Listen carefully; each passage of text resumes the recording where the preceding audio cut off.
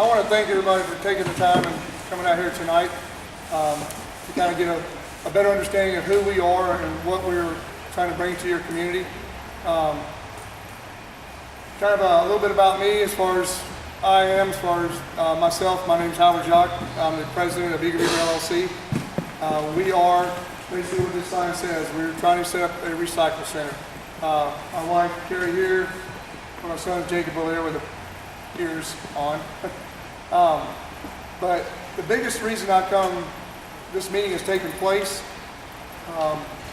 Whenever we came in for the board meeting for the BCC a couple weeks ago, I was concerned about a few things. For one thing, when I walked in and I saw a lot of people from the community there, and I came in and I sat down amongst everyone here, people, and I asked questions. My biggest question was, I asked the same question basically to 5 different people. And I see several of those same people I actually spoke to that day. And I had 5 different answers that were completely way away from what we're doing. Not even close to what our concept is or what we're presenting, what we're doing. And to me, that was actually a concern. That was a big concern. We're a landowner in your community right now. We're part of it. So my biggest issue was, I'm kind of new to this a little bit, so kind of bear with me, was, we went through the process of going through the planning board and everything we were supposed to do, but we were getting paper and met with people over the past 3 or 4 months, jumped through hoops, did everything else. Well, that was the avenue that we knew we were to take and we were told to take. Never really thought about, okay, we're opening a business, we're thinking about, we're bringing a business here, we're bringing jobs, but we're bringing around a bunch of people who live here. And again, whenever I sat down, that was a concern. This wasn't an act of the board, it wasn't an act of the county commissioners, it was an act upon me and my wife to say, we don't want this vote tonight because nobody knows what's going on with us and didn't feel it was right.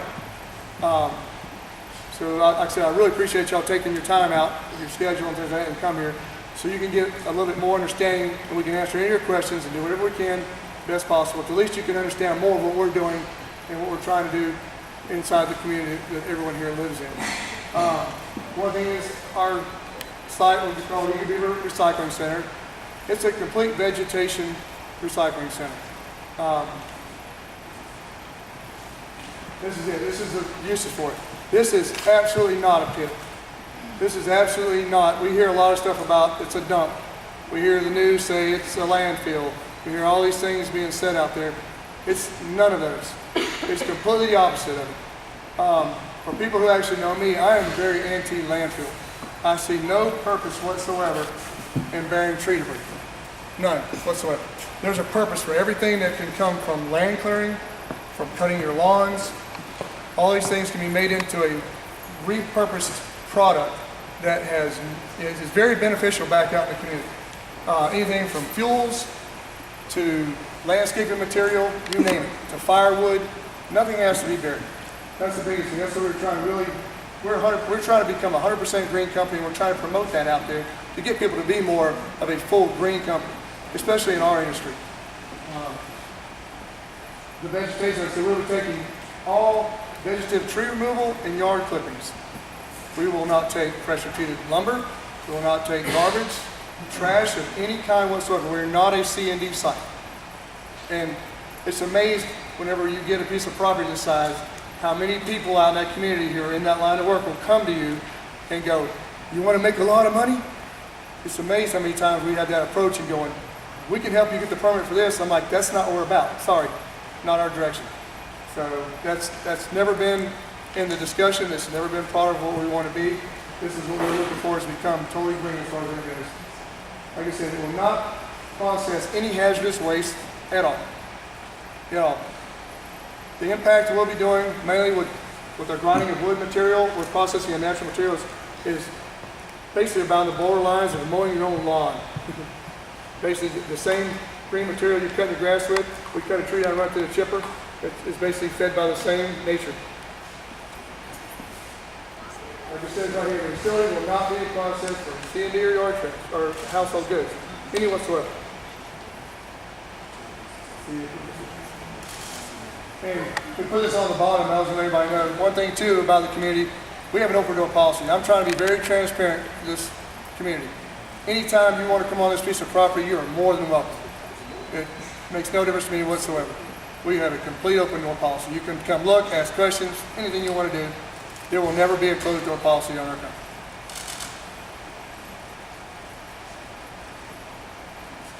Okay.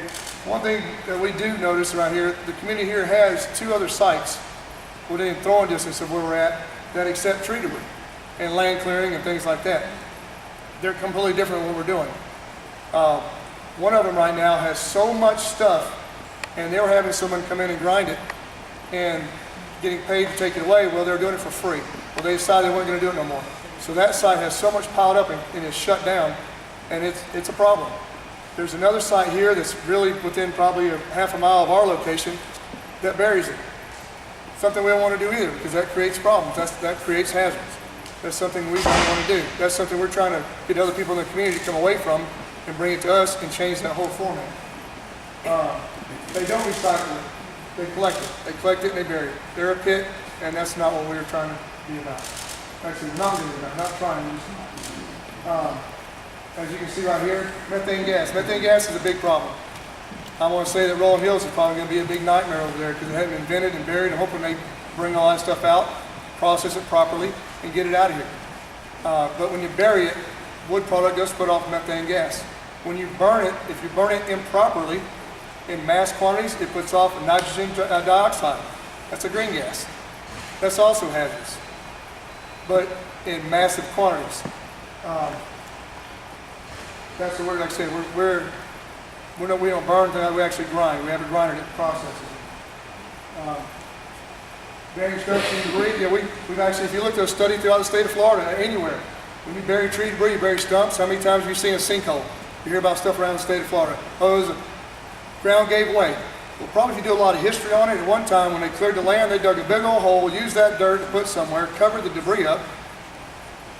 50, 100 years go by, however long it's been there, it goes away.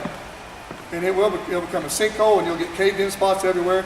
I can't tell you how many times our tree company has done tree work, pull on someone's driveway, perfect driveway, all of a sudden the center falls in.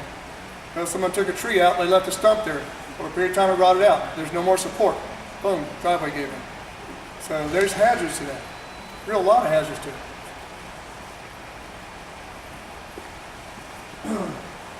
Give everyone an idea.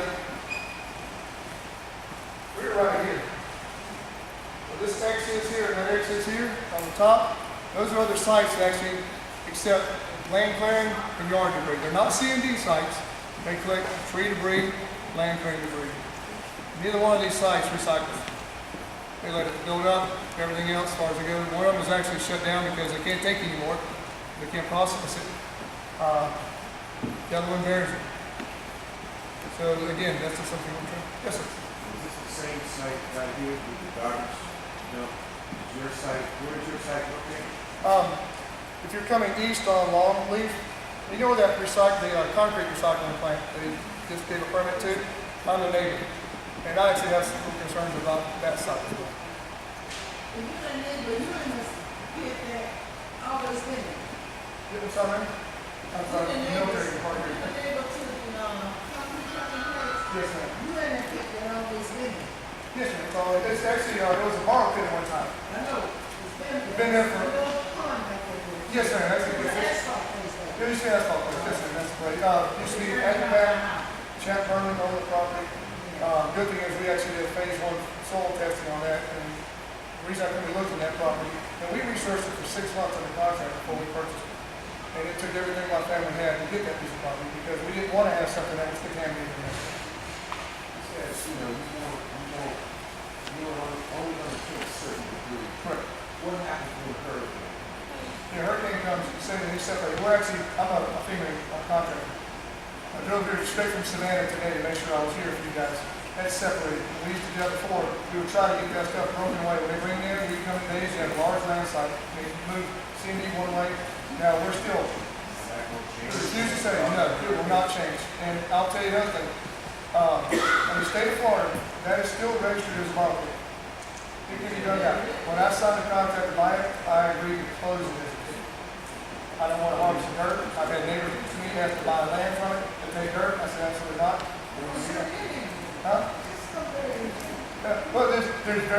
some of you guys, you see those holes, some of the holes are 50 feet deep.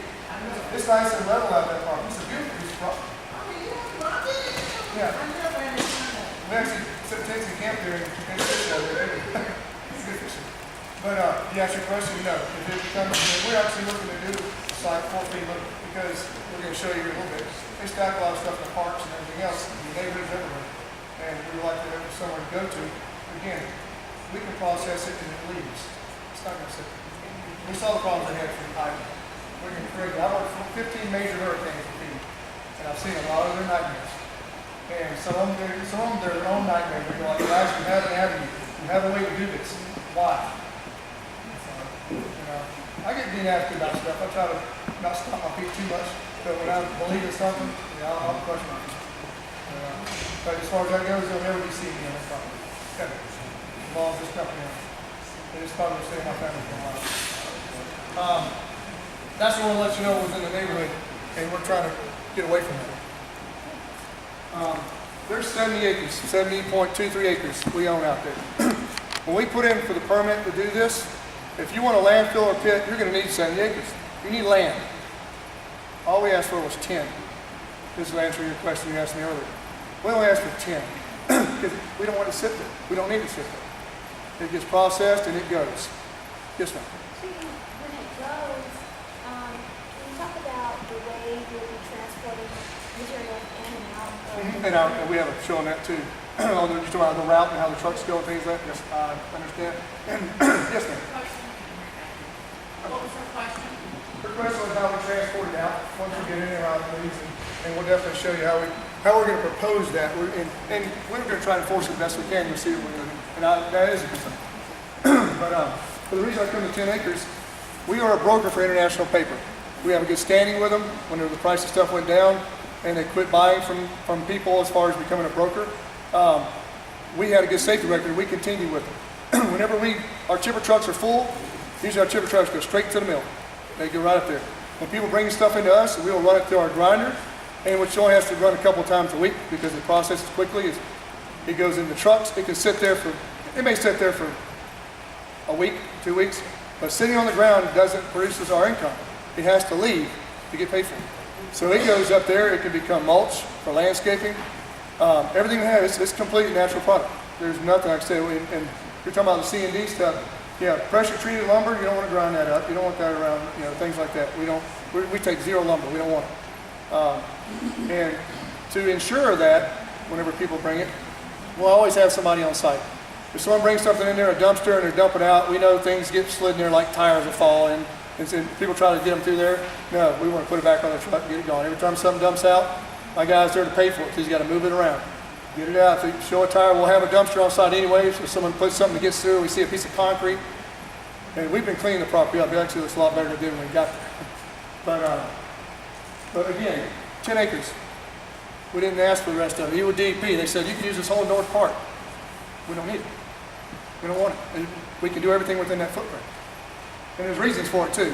We did it mainly because of noise. Most times, if you got dry material that goes through there, you'll get dust from it. The equipment we use has a sprinkler system. It's almost like a home sprinkler. And it works like a champ. There's practically zero dust comes from grinding wood. Green stuff is What about the noise of the machines? It has, and I'll give it that machine actually creates 85 decibel at the muffler. It's not a real loud machine. Yes, ma'am.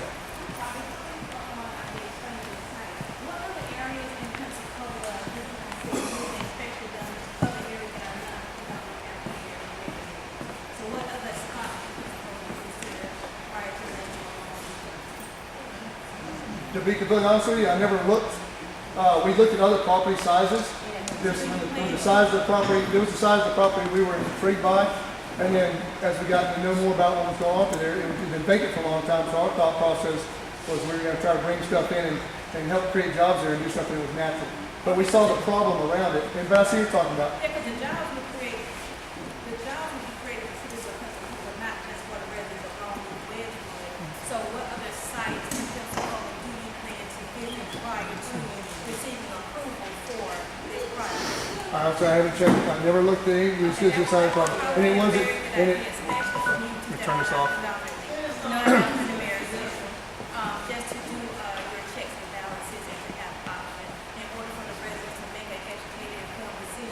that Longleaf Drive is the better property for the community and for you as a business. Right, I understand.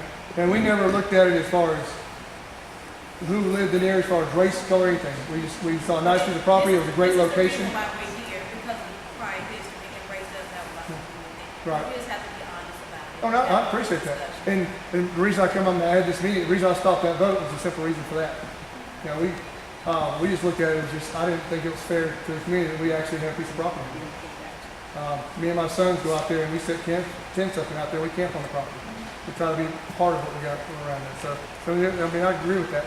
It was, when we considered it, we got a decent deal on the property. It was a great location for the city as far as bringing things in, as far as debris, if the traffic was routed properly. And it really shouldn't affect that. But it would pull stuff away that's being done wrong and try to make something right. That's what we were looking at too, with the landfills and pits. Where will the trucks be routed to? Well, we'll show you on the right here. I don't have to wait for that presentation. I'm not good anyway.